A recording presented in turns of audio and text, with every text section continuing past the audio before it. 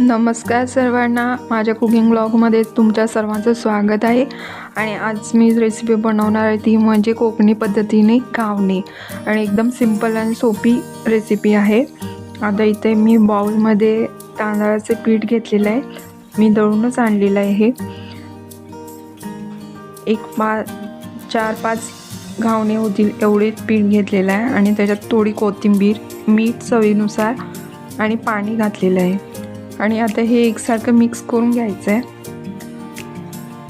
जितकं पाणी याच्यामध्ये पातळ करता येईल एवढं करायचं आहे. गरजेनुसार पाणी घालायचं आहे आपण. त्याचं काय असं इतकं काही प्रमाण नाही आहे, पण जेवढं पातळ होईल तेवढं त्याच्यामध्ये पाणी घालत जायचं आहे. एकसारखं हलवत, गुठळ्या त्याच्यामध्ये राहायला नकोत. आता ह्याला असं काही फिक्स कन्सिस्टन्सी नाही आहे पाण्याची की इतके पाहिजे पाणी. आणि आता मी इथं चटणीसाठी ओलं खोबरं खवललेलं घेतलेलं आहे. त्याच्यामध्ये हिरवी मिरची 2 घातलेली आहेत, कोथिंबीर आणि शेंगदाणे भाजून घातलेले आहेत मी. आता हे मिक्सरला मी बारीक करून घेते. खोबरं, शेंगदाणे वगैरे चांगले आता पेस्ट झालेले आहे. शेंगदाणे भाजून घातल्यामुळे ही चटणी खूप स्वादिष्ट होती. तुम्ही पण ट्राय करून बघा. भाजलेल्या शेंगदाण्यामुळे ही चटणीला वेगळीच टेस्ट येते. आता मी इथं फोडणीसाठी जिरे, मोहरी टाकणार आहे आणि कढीपत्ता याच्यामध्ये घालायचा आहे.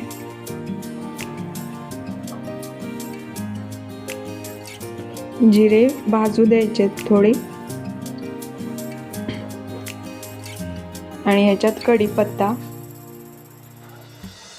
मी गॅस ऑफ केलेला आहे आणि ह्याच्यामध्ये जी चटणी पेस्ट केलेली ती घातलेली आहे. ह्याच्यात जेवढे हवं असेल तेवढं पाणी घालून पातळ करून घ्यायचे आहे.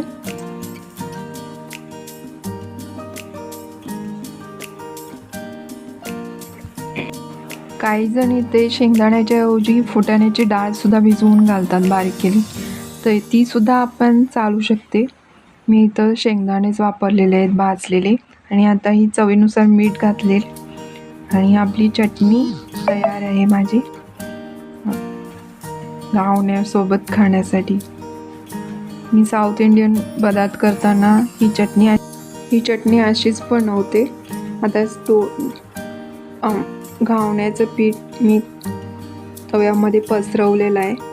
एकदम छान जाळीदार झालेलं आहे पीठ जेवढं पातळ कराल तेवढं असं छान घावणे पसरता येतो. तव्यामध्ये पीठ पसरता येते. एक मीडियम फ्लेमवरतीच गॅस ठेवायचा आहे. जास्त हाय फ्लेमवरती ठेवायचं नाही आहे, नाहीतर एका बाजूला जास्त भाजले जातात, करपतात लगेच. त्याच्यासाठी मऊसूत चांगली होण्यासाठी घावणे मीडियम गॅसवरतीच तुम्ही भाजून घ्यायचे.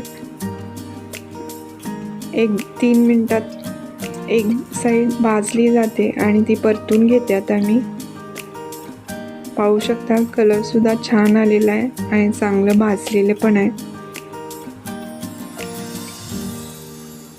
गॅस आपण लो फ्लेमवरती पण केला तरी चालतो. ह्याच्यामध्ये तुम्ही कोथिंबीर, धणे, जिरे पावडर हे सगळं घालू शकता. मिरची बारीक केलेली ही सुद्धा चालू शकते. आता मी इथे फक्त कोथिंबीरच ॲड केलेली आहे.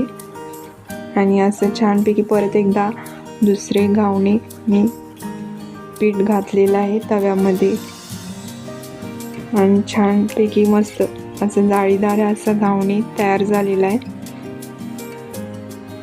मऊसूत छान होतात, खायला मस्त वाटतात आणि झटपट तयार होणारे. आपल्या घरी तांदळाचे पीठ असलं की झटपट तयार पण होतो.